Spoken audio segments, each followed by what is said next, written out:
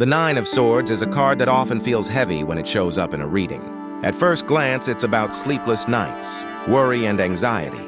But if we dig deeper, this card has much more to say, especially when we connect it to the power of the number 9 in numerology.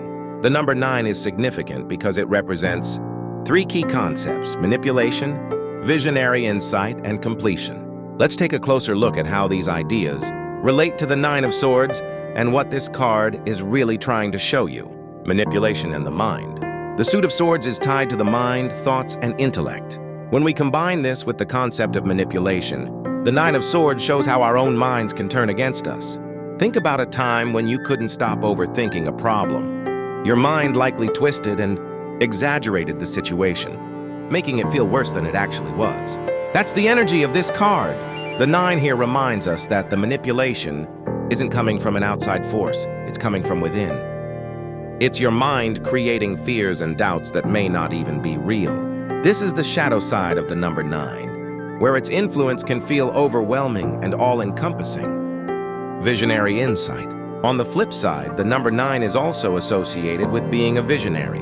It's a number that pushes us to see beyond the surface and understand the deeper truths of a situation. In the Nine of Swords, this means taking a step back from the fear and asking yourself, what is my mind trying to tell me?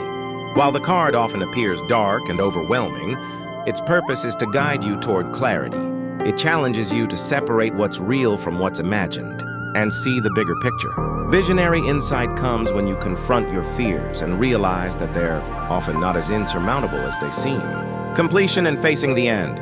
Finally, we come to completion, the third major theme of the number 9. The Nine of Swords represents the final stages of a mental or emotional cycle. It's that point where things feel the hardest, like you can't take anymore, but in reality, you're on the verge of breaking through. Completion doesn't mean avoiding the struggle. It means facing it head-on and learning from it.